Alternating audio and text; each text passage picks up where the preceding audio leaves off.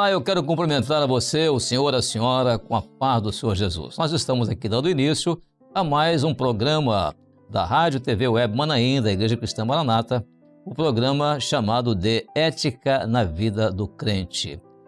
E nós já fizemos aqui algumas abordagens nos episódios anteriores a respeito da ética na vida do crente, o comportamento do crente, a questão de a vida dele confirmar o seu testemunho de crente através do seu comportamento, da sua ética. E entramos agora mais recentemente na questão da disciplina, a relação entre a ética do crente e a disciplina do crente. Isso nos trouxe certamente alguns ensinos práticos da nossa vida em comum com relação ao nosso comportamento na família, na igreja, na sociedade, e iremos agora dar continuidade a um aspecto que chama muito a nossa atenção, que é o aspecto relacionado à disciplina do crente na questão ética, no que diz respeito ao relacionamento dele com Deus. Como é que é essa ética? O que é se relacionar com Deus? Como é que é feito isso? Mas antes eu quero apresentar aqui o meu colega, meu companheiro que está aqui conosco participando, que é o pastor Luiz Fernando Pita. Luiz Fernando, a paz do Senhor. Pai do Senhor, pastor Gilson, Pai do Senhor, irmãos, sempre é um prazer e uma honra estar aqui com todos. Muito bem, estamos então aqui juntos, como dois responsáveis por esse trabalho que nós realizamos aqui. E eu quero até fazer aqui uma colocação, pastor Luiz Fernando, antes de nós entrarmos no assunto de hoje, eu quero fazer aqui primeiro uma palavra de agradecimento àqueles que têm cooperado conosco, entrando no nosso site e colocando ali no chat o seu comentário. Recebemos inúmeros comentários assim, inclusive até alguns comentários que as pessoas aproveitam para fazer alguma observação, até observação crítica. É válido também, nós aproveitamos isso, vamos tirar proveito disso naturalmente e fazer o que é de melhor. E até algumas sugestões, Sugestões que nós recebemos aqui na questão de abordagem da ética do crente, dentro da questão do crente que exerce autoridade, por exemplo, como é que é a ética de um crente que exerce a autoridade, seja autoridade militar, autoridade civil, autoridade de governo, Muito bem, e outra sugestão interessante também, na questão de pedidos de oração. Às vezes as pessoas entram no chat e fazem uma observação do assunto, ou dizem glória a Deus, e depois coloca ali um pedido de oração. E eu anotei um pedido de oração que foi colocado aqui pela filha do irmão. O irmão pediu oração para que a filha dele pudesse voltar para a igreja. Já começamos a orar nesse sentido, vamos continuar orando e estamos certos de que amanhã ou depois esse mesmo irmão irá colocar ali no nosso chat o resultado, glorificando a Deus, porque Deus ouve a nossa oração. Então tudo isso estamos atentos a todos esses comentários que são colocados, até inclusive se você estiver assistindo essa programação hoje pelo YouTube, não esquece de compartilhar, de curtir até. Curtir é aquele dedinho positivo, que você pode colocar ali, clicar em cima e fazer também, além do compartilhamento, fazer o seu comentário. Aí o seu comentário, nós gostaríamos muito de ouvir isso, Então, pastor Luiz Fernando, vamos dar início à parte de hoje, que ela está relacionada à questão da ética do crente no culto, ou seja, como é que ele se relaciona com Deus no seu culto, de que forma em termos éticos, comportamentais e em termos de disciplina do crente. Porque hoje o que acontece? Na questão de ética e disciplina do crente, essa abordagem hoje ela é muito fundamental porque nós nos relacionamos com todo mundo, as pessoas que nos veem, mas há uma pessoa com quem nós nos relacionamos que nós não estamos vendo com nossos olhos físicos. Nós sabemos de uma coisa, Ele está nos contemplando, que é o nosso Deus. Então, como é que nós nos relacionamos com Ele? Isso é muito importante porque me faz lembrar até, nós vamos usar aqui um texto para servir de base da introdução desse assunto, que é uma experiência lá do Velho Testamento do rei Salomão. Porque o rei Salomão, a fama da sabedoria dele espalhou-se pelo mundo todo. E uma rainha lá da Etiópia, ela ouviu falar daquela fama do rei e foi lá e constatou que realmente era um ambiente extraordinário, a sabedoria do rei Salomão, ela comenta sobre isso, mas houve uma coisa que ela percebeu lá, e esse é que é o ponto que nós queremos abordar aqui, como era a ética ali dentro, como era o comportamento das pessoas que viviam ali diante do rei. Então, para lembrar exatamente nós diante de Deus, como é o nosso comportamento, como é que nós fazemos isso, né? Por favor, pastor Luiz Fernando, pode ler o texto? O texto está no livro de 1 Reis, capítulo 10, os versículos 4 e 5, que é o testemunho da rainha de Sabá, que era a rainha da Etiópia na época, que foi para conferir se aquilo que disseram a ela a respeito do rei Salomão e a sua casa era realmente verdade. E a resposta está aqui. Versículo 4 do capítulo 10 de 1 Reis. Vendo, pois, a rainha de Sabá toda a sabedoria de Salomão e a casa que edificara, versículo 5, e a comida da sua mesa, o assentar dos seus servos, o estar dos seus criados, e os vestidos deles, e os seus copeiros, e a sua subida pela qual subia à casa do Senhor, não houve mais espírito nela. Me permita ler o 6, que é o complemento. E disse ao rei, foi verdade a palavra que eu ouvi na minha terra das tuas coisas e da tua sabedoria. Veja que num aspecto comportamental, ali dos criados do rei, os servos, né, do rei, ela pôde completar ali o conhecimento da sabedoria do rei, porque seria uma coisa assim, seria uma coisa destoada caso ela ouvisse do rei a sabedoria do rei e olhasse para os servos do rei e visse neles uma coisa que não se coadunava muito com a sabedoria do rei. Mas o que ela viu, o comportamento dele, ou seja, o estar deles, significa a postura deles, né?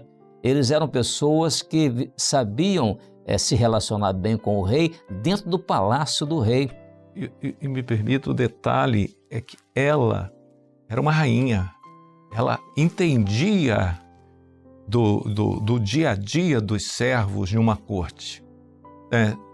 Você, nós talvez nunca entramos numa corte, a gente entende alguma coisa ali de comportamento, mas ela não, ela tinha profundo conhecimento, porque ela tinha uma corte, ela tinha os seus servos, ela tinha os seus criados, e ela foi lá para ver se era aquilo mesmo, e ela ficou admirada.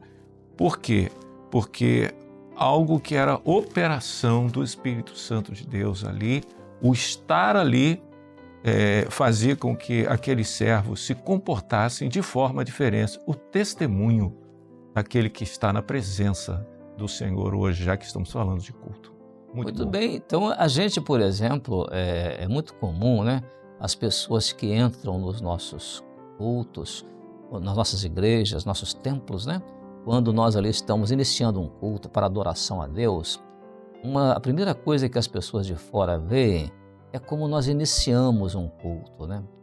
Qual é o nosso gesto, qual é a nossa postura ali ao iniciarmos um culto. Então as pessoas às vezes olham assim e ficam imaginando o que eles estão fazendo ali, se ajoelham, né? Nós nos ajoelhamos e fazemos a primeira parte do culto, que o nosso culto, a primeira parte dele chama-se clamor pelo sangue de Jesus. Nós fazemos uma oração na qual nós apresentamos ali o clamor pelo sangue de Jesus.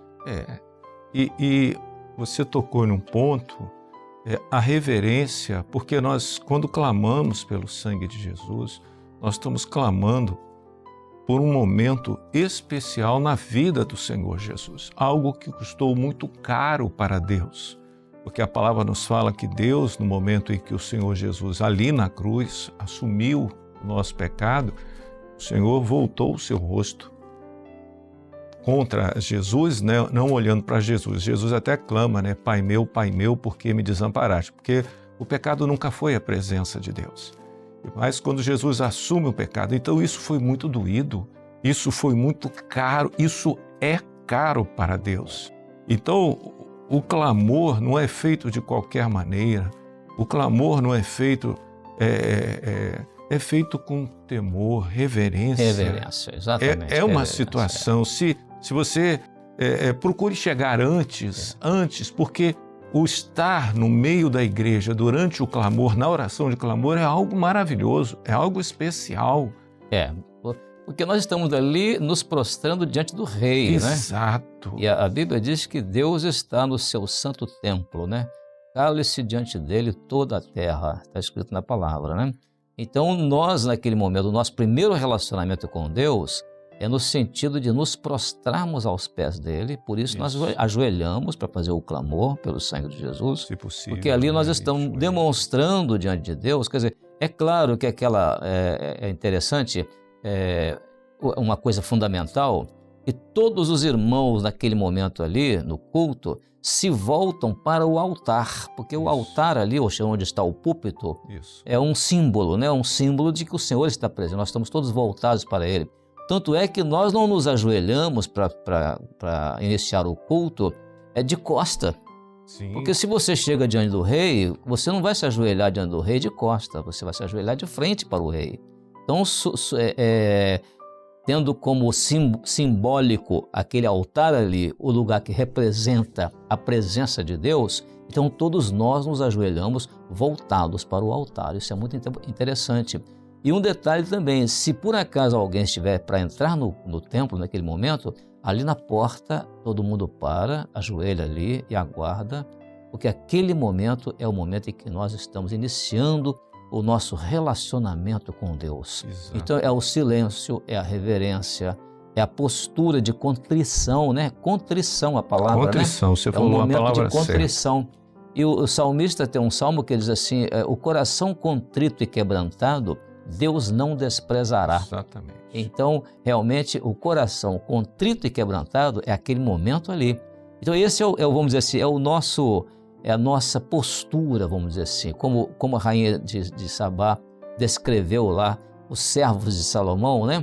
A postura deles, né? O assentar deles. Não assentava de qualquer maneira, né? Mas o assentar deles, o estar, ou seja, a postura deles diante do rei. Então, isso é fundamental em termos de ética, de disciplina na ética do crente. E você tocou, nós estamos ali contristados, por quê? Porque nós estamos confessando no clamor o nosso pecado, o nosso erro. Então, a sinceridade nossa de que nós queremos a libertação daquele pecado. Imagina fazer um clamor rindo para o Senhor, Senhor, perdoa o meu pecado e dá uma risada. Isso, você aceitaria uma desculpa de alguém, a pessoa rindo para você? Eu errei com você, ha. Não pode ser assim. É um negócio sério. Você está diante de Deus ali, você está dizendo, Senhor, eu pequei. Se você lembrar do pecado, você confessa o pecado ali internamente, não é audível, mas você, contristado, fala exatamente desse arrependimento. Esse é um momento, estado de arrependimento. Esse é um momento solene. Em outras palavras, não é um ritual, não é uma liturgia de culto, mas ali é um ato representativo, né? Porque, por exemplo, o profeta Jeremias, o Senhor falou para ele isso, clama a mim, Jeremias, e eu te responderei. Jeremias o quê?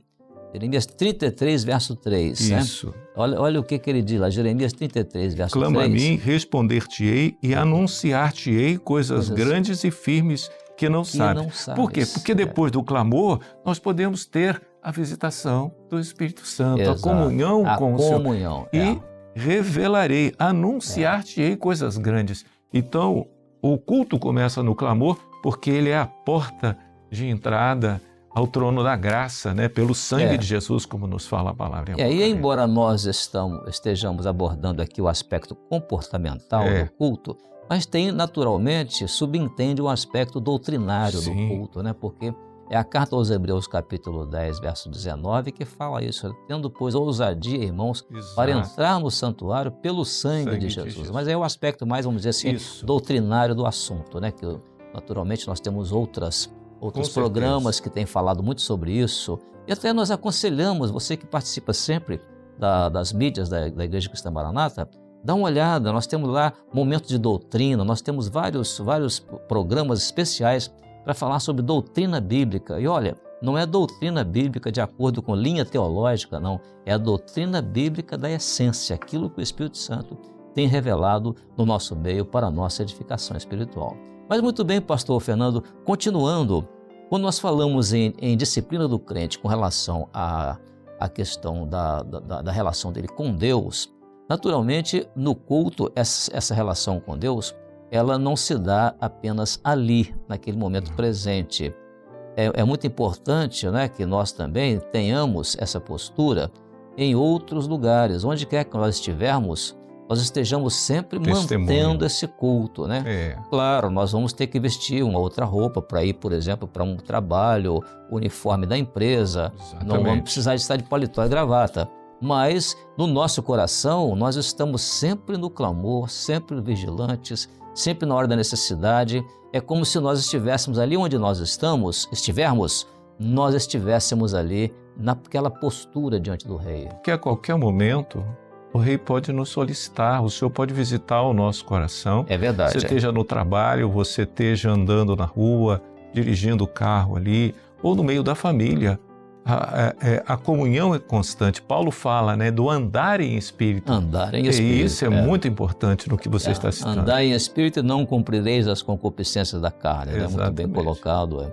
O Senhor sempre reclamava lá no Velho Testamento com relação a determinadas posturas diante de Deus, na relação do israelita com Deus, e que Deus não se agradava daquelas posturas. Por exemplo, tem uma palavra citada, né? Essa palavra é até citada pelo Senhor Jesus em Mateus, né? Mas é do Velho Testamento. Ele diz assim: este povo me honra com os lábios, mas o seu coração está longe de mim. Exatamente. Então, aquele momento ali é um momento em que não de lábios, não apenas de joelhos, mas estejamos na submissão total à vontade do Senhor, de forma que o nosso gesto ali, a nossa postura ali, a nossa disciplina ali, seja vista pelas outras pessoas como um momento muito especial na nossa relação com Deus, né? O texto que você citou está em Mateus 15:8. Mateus 15:8. Esse povo honra-me com os lábios, mas o seu coração está longe de mim. E é o que fala no Velho Testamento. Isaías fala disso. Fala desse... Não é só você estar fisicamente, você tem de estar inteiro e o teu coração na presença do Senhor, o nosso coração ali diante de Deus. É claro que em se tratando de relação nossa com Deus, a nossa postura, logo em seguida a questão de iniciar um culto na presença de Deus, nós temos um momento em que nós apresentamos a Deus a nossa gratidão, a nossa alegria de podermos estar na presença de Deus, e isso nós fazemos através da glorificação. Exatamente. Aí nós vamos falar agora então sobre a disciplina do crente na glorificação, ou seja, como é essa postura do crente com Deus em termos éticos, em termos de disciplina, como que é isso no relacionamento nosso com o nosso Deus. Isso é importante nós abordarmos isso. Você tocou no ponto da glorificação, porque nós estamos falando de uma igreja nossa, sem críticas a ninguém, mas a disciplina continua na glorificação, porque a glorificação não é um movimento de corpo. Você acha que, até pode citar ali, Davi cantava e louvava, Davi ele tinha ali, né, a sua experiência particular com o Senhor. Mas quando nós estamos na presença do Senhor, a nossa glorificação é de dentro para fora. É uma alma remida, uma alma liberta. À medida que o Senhor vai nos visitando, a alegria é uma operação do Espírito Santo. A voz transmite o que o nosso coração está cheio da presença do Senhor. Muitas vezes não queremos nem que saia som, porque a presença do Senhor é maravilhosa. E à medida que vamos louvando, mais o Senhor vai nos libertando e nos capacitando para entender a palavra, porque a glorificação, o louvor, ele vai emoldurar a palavra, que é algo importantíssimo ali durante o culto, que estaremos à frente ali, participando também. E a nossa postura de obediência ao Senhor, de reverência diante do Senhor, é uma postura que mostra que nós não estamos louvando a Deus em terra estranha. foi a situação dos israelitas lá no cativeiro, né? Babilônico, é o Salmo né? 137, né? Salmo É até um louvor nosso, né? Como louvar em terra estranha, né? Como louvar o Senhor em terra estranha. Exatamente. É o Salmo 137. Isso. Quando o povo estava no exílio, né? Versículo 4. Mas como entoarmos o cântico do Senhor em terra estranha? Porque realmente, para louvar o Senhor, eu tenho de estar no centro da atenção do Senhor. E Jerusalém, no caso ali para Israel, no Velho Testamento, era esse centro. Eles tinham perdido esta bênção e o servo ali estava contrito, envergonhado. Senhor, eu não consigo nem estar lá. Mas quando nós estamos debaixo do clamor pelo sangue de Jesus, na comunhão com o Senhor, nós estamos, né, no centro da vontade do Senhor. Aí o coração louvando a Deus com sinceridade. Nós não estamos em terra estranha. Aí a nossa postura, vamos dizer assim, ela é de total dependência, né? Você vê, por exemplo, a experiência de quando Moisés se aproximou na sarça ardente, que Deus disse para ele: você não está preparado para chegar até aqui, não te chegues para cá. Primeiro tira a sandália dos seus pés, porque o lugar em que estás é terra santa. E o Senhor falou a mesma coisa para Josué, junto às muralhas de Jericó. Exato, foi a mesma coisa falada depois para sandálias Josué. Porque o ambiente da presença de Deus é um ambiente santo. Então, você imagina, quer ver, por exemplo, eu tenho lembrança de determinadas épocas que nós não observávamos muito essas coisas, que as pessoas iam às vezes para frente do púlpito, o dirigente do púlpito, ele ia de calça xadrez, terno xadrez, paletó xadrez, gravata xadrez. Aí aquilo chamava a atenção de todo mundo, né? Quer dizer, são posturas que na hora do louvor não pode evidenciar pessoas, porque quando nós evidenciamos alguma coisa em nós ou alguma coisa no ambiente, naturalmente isso atrai a atenção das pessoas.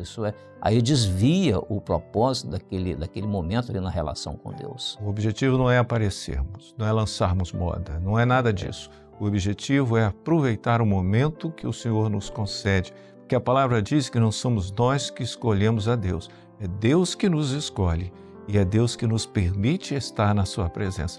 Então sempre será uma honra poder estar num culto, então nós vamos fazer o possível para não aparecer, porque quem tem de aparecer, toda honra e glória ao nosso Deus. Eu me lembro de uma experiência de um grupo de instrumentistas lá no Manaim, eles estavam tocando, um encontro, daqueles pequenos encontros que nós tínhamos naquela época no Manaim, e que ali no local onde eles estavam, havia instrumentos que estavam ligados ao som, mas havia outros que não estavam. Um violão, ali o irmão no cantinho tocando violão. Alguém passou ali, estavam até juntos, e falou: interessante, ninguém está ouvindo o som dele. E realmente, ninguém estava ouvindo mesmo o som. Mas o Senhor estava ouvindo. Aí depois nós estávamos num determinado lugar, fomos orar, e lá o Senhor começou a nos falar, e o Senhor usou um irmão, um pastor inclusive, para falar conosco a respeito daquele momento que nós passamos ali. E o Senhor disse assim: o meu servo estava tocando para mim. Aí você vê o que é a postura, né, na hora do louvor, com a simplicidade ali do irmão, mas ele estava tocando para o Senhor. O coração dele estava totalmente na presença de Deus. Eu não sei o coração dos outros, que devia estar também, sem comentário nenhum. Mas o coração dele estava totalmente diante do Senhor. Deus está atento, né? Isso é maravilhoso, é muito bom. Esse é o objetivo do nosso culto, é estar recebendo do Senhor essas bênçãos, esse mistério sendo revelado ao nosso coração. Eu não esqueço de uma visita que uma vez eu fiz em uma igrejinha que nós tínhamos em São Gonçalo, e fomos fazer uma visita à casa de uma irmã, e um grupo de assistência foi, era um aniversário, e na hora tivemos ali alguns louvores e nós estávamos com duas jovenzinhas depois de adolescente, recém-promovidas jovens. Elas estavam tocando um violão e tinha um aparelho de amplificação simples e começou, logo depois do clamor, Gilson, essa experiência eu nunca esqueci, começou o louvor. O Senhor visitou o nosso coração com o tocar daquele instrumento. Elas não sabiam tocar, elas sabiam tocar simples, mas a presença do Senhor foi algo tão especial. Eu nunca mais esqueci. Olha quantos cultos maravilhosos nós temos participado, mas a simplicidade do coração que glorifica o nome do Senhor. Eu me lembro de um baterista que eu tive numa igreja, que ele tocava bateria com os olhos fechados. Muito bom. Ele era um irmão, tinha muita comunhão com Deus, era um irmão muito espiritual, tocava bateria com os olhos fechados. E eu vou dizer para você, foi o baterista que me deixou saudade, porque os hinos que tocavam com ele tocando a bateria eram assim suaves, era uma igreja que cantava suavemente, entendeu? Que Então coisa aquilo me deixou boa. maravilhado. Muito bem, pastor Fernando, nós estamos chegando ao final dessa parte agora, porque nós vamos continuar abordando essa questão da disciplina do crente com relação à questão ética. Como é a questão ética na vida do crente, na postura dele.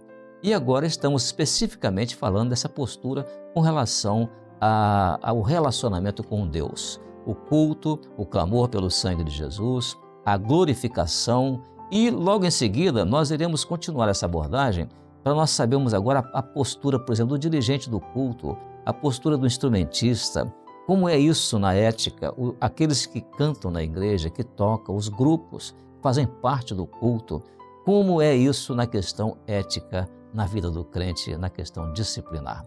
Vamos encerrar aqui então essa primeira parte. Pastor Fernando, obrigado pela sua participação mais uma vez comigo. Nós somos dois responsáveis, né?